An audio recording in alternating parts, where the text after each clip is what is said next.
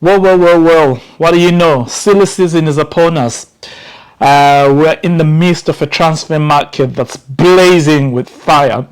And I'm so fired up about some of the media outlets out there. Can't wait to get into it. Let's go!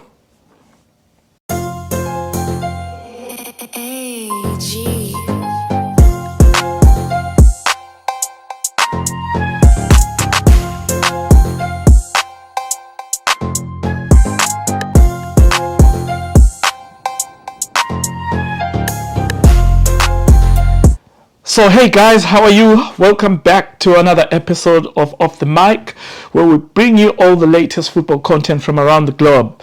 I'm so fired up today. I can't wait to get into this topic. But before I get into it, remember to subscribe to the channel, share and like. Now, in the past few weeks, we've had two clubs essentially that were basically involved in some transfer shenanigans, which is Liverpool and Chelsea, basically just posturing to each other. So we've got one player, Casado, who Chelsea have been chasing since March. So Brighton put an evaluation for Casado and said, look, this player is 400 million. And Chelsea basically started offering 80 million. And they said, no, 85 plus bonuses, yada, yada, yada.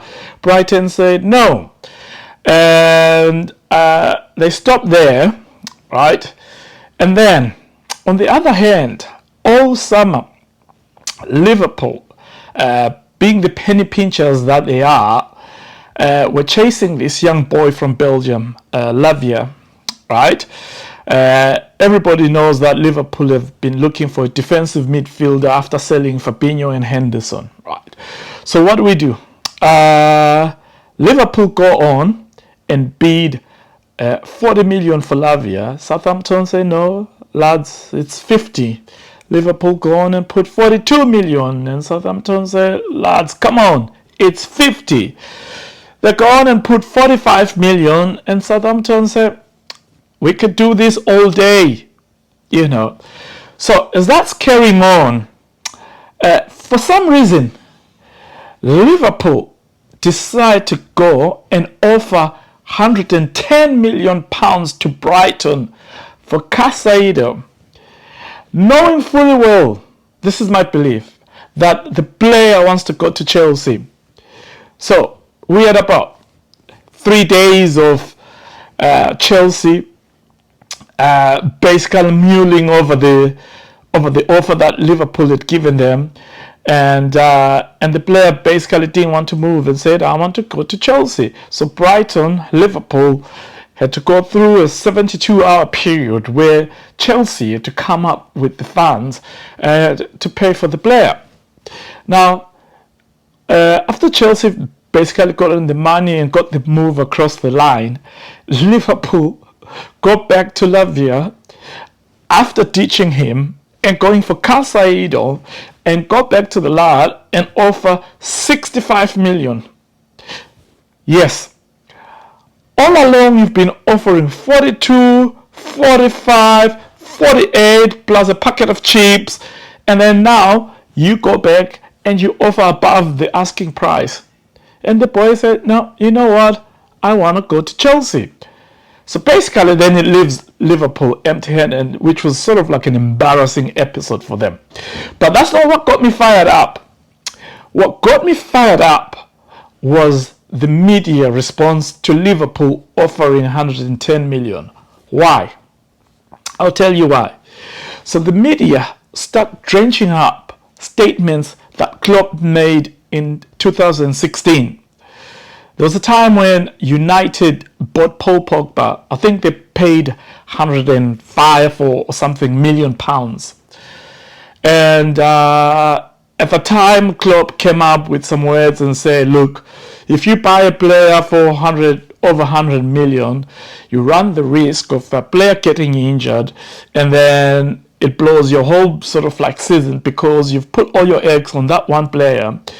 And I'm summarizing here, and then he said, if that's the way football goes, where I buy million player, just one, then I'm out of football. So what happens after Liverpool offer 110 million? Some media, people who have always respected and thought were pretty smart in the journalistic world, basically start saying, Klopp, hey, remember you said you couldn't buy a player for 100 million, and if it came to that, you'd be out of football. Can you sort of like elaborate on that statement? Look, normally Jurgen Klopp says some of the stuff that's out there, he's always putting his foot in it. But in this case, I would have to defend him. To be fair to him, he didn't want to get into it because I'm sure he was pretty embarrassed by the episode that Liverpool had gotten themselves into. So what does Jurgen Klopp do? He pulls it back and said, look, things have changed. This is not the football, and maybe I made a mistake by saying that. But I am saying no mistake. Times have changed. I mean, that was what? 2016? That was 7 years ago. I mean, would you go and buy a car that was costing the same amount of money 7 years ago and you buy it for the same price now? Did people factor in the inflation? Of course they did, but they wanted hits. They wanted a statement. They wanted to embarrass Klopp because of what he said. I mean, it's so unreasonable. The prices of players right now is so ridiculous. Villa, Everton, Brighton, and all these other teams, they pay 60 million easy for players. I mean, and what's Liverpool supposed to do? Mind you, this is a club that's been generating all their income from all the Champions League final appearances in group stages of Champions League games.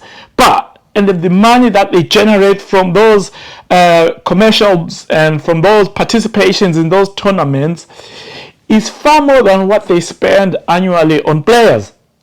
Liverpool fans are always complaining about the penny-pinching FSG. But just the one time that they spend relative to the market. I mean, who buys Scott McTominay for 30 million? This is what's ridiculous about it. You've got a young boy, Lavia, who hasn't even... He was in a team that was fighting relegation. He's had one good season for Southampton. He's going to Chelsea for 58 million.